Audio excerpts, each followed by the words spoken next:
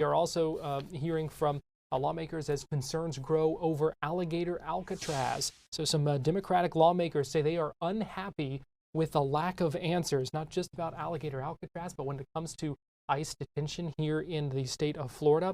I talked earlier with State Representative Anna Eskamani. She, alongside State Senator Guillermo Smith, visited an Orlando ICE office today. And this comes just 1 week after a group of Democratic state lawmakers was denied entry at Alligator Alcatraz, the new ICE detention facility down in the Everglades. They say they are concerned about the conditions there. We also learned this week that Democratic members of Congress say they had planned an unannounced visit for that facility coming up this weekend on Saturday. It appears that the state had learned of those plans, according to those lawmakers, and is now offering guided tours to those federal and state lawmakers. So just a few minutes ago, I sat down with State Representative Anna Eskamani to talk about her concerns about this, what she wants to see, and some of the answers that she and other lawmakers are looking for. Myself and other members of the Florida legislature have been on an oversight mission. We're getting reports from constituents whose loved ones have been detained with no due process. There's been confusion over the 72-hour ICE hold period at the local county jail. And of course, we have loved ones that are being sent to the Everglades detention facility with no clear way to get in touch with them as lawyers. Some of these folks have court appointments. They are DACA. They have status, should not be detained. And there's just a lack of clarity on where to go and what to do when these situations happen. So myself and Senator Guillermo Smith went to the ICE office in Orlando this morning seeking some clarity on these points. Unfortunately, after waiting about 45 minutes to talk to someone, we were instead given a sheet of paper to send an email to get permission to talk to someone. So it was very frustrating. We did not get the type of clarity we were looking for. And of course, our oversight mission will continue. Well, and that's the second time in a week now that you've kind of haven't gotten the answers quite that you were looking for. Talk to us about your visit to Alligator Alcatraz. Yes, it has been a very frustrating experience, needless to say. Last week, myself and four other members of the Florida legislature went down to the Everglades to exercise our statutory authority and really just our civic responsibility of the taxpayer to go to the Everglades detention facility and to ask for access to be able to go in this facility and to talk to the workers to see what their work environments are like, what their living situations are like, to talk to the detainees, to learn more about what their humanitarian experiences are, and of course to look at the facility. We've already seen images of flooding. We've seen reports of lack of running water, of individuals not being fed, not being given medical attention, of lawyers not being able to contact their clients. So we came to the detention center and were told we could not move forward. We could not access the facility. And after going back and forth with the Florida Department of Emergency Management, we were told that it was a safety concern that would keep us out. And of course, when they told us that, we responded with, well, if it's unsafe for us to visit, how is it safe for individuals to be detained there? And so we were ultimately turned away and are now, of course, exploring litigation to ensure that we have the ability to visit these sites unannounced. Since then, the Florida Department of Emergency Management has announced a scheduled visit this Saturday, which, of course, we're pleased to see the public pressure working to have a scheduled visit, but it's not the same as an unannounced visit. So we are going to keep pushing on that point. A spokesperson for the Florida Division of Emergency Management called your visit to Alligator Alcatraz political theater. How do you respond to that? It's a lot of projection. This is the same department, the same state leaders who are selling merchandise to promote this detention center and are giving contracts, no big contracts to their friends who then cut political contributions to the governor and the attorney general and the Republican Party of Florida. And so there's nothing political. There's definitely no spectacle to practice oversight. That is our job. state lawmakers. This facility is going to cost more than $450 million and was built in less than a week.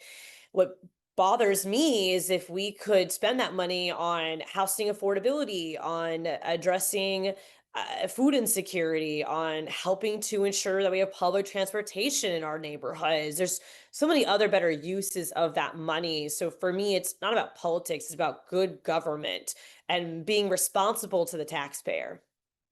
You also visited the Orange County Jail. What did you learn there?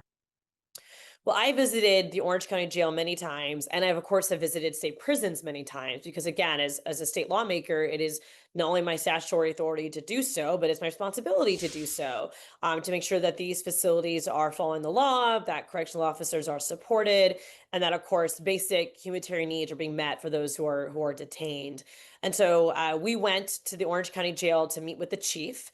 To learn more about the environment on the ground, as our jail is in a contract with ICE as it pertains to detainment. We are losing money on this agreement. We're not getting reimbursed to the amount that would cover the full cost of what it takes to detain an individual. But while we were there, we saw where immigrants who are with no criminal backgrounds, but they have an unregulated status with immigration. We went to see where they're being detained, and we were able to actually speak to these individuals, and of course learned quickly that not only are these folks who don't have criminal charges, but they are construction workers, plumbers, roofers, their dads, brothers, uncles, cousins. They in some cases have lived in Florida for decades, and of course are in a very struggling environment in the sense that they're unable to know what comes next. And individuals from the Orange County Jail have already been taken to the Everglades Detention Center. And there's just so much confusion on why, on who, and of course on what the process is to seek legal counsel. I think one of the biggest takeaways for me on that visit was how much our immigration system, like so many of our systems, are based on money, because every person that we spoke to did not have the resources to hire an attorney. And so when you look at who ends up in that situation compared to who avoids it, it's clear that financial support is a pretty clear indicator. Will you be going on that tour this weekend at Alligator Alcatraz? I plan to. We're actively moving calendar events right now. As you can imagine, my calendar for this weekend is booked up with local events and activities. So we are trying to see what we can turn to virtual, what we can move around, so I don't lose my presence in the community on Saturday. But I do think for our constituents, they are pushing us to go on this visit. Of course, I am concerned about the fact that it gives power to the state to really curate and sanitize a tour.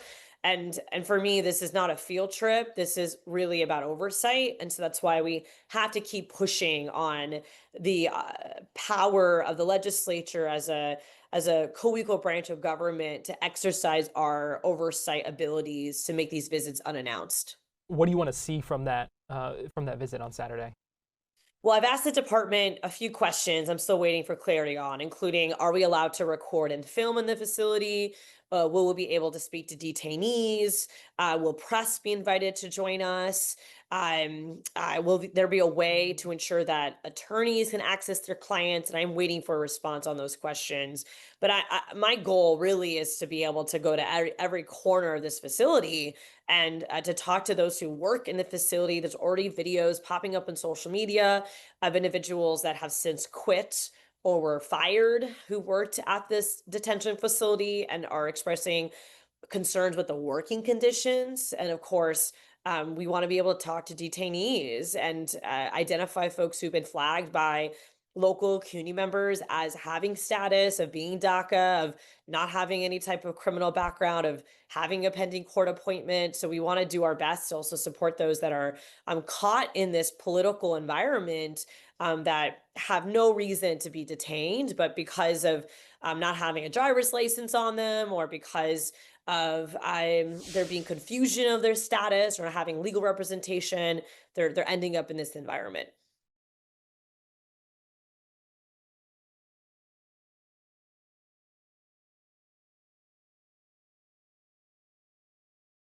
So that was our conversation with Anna Eskamani just a little bit ago, as she talked about some of the concerns that she has and some of the answers that she is looking for.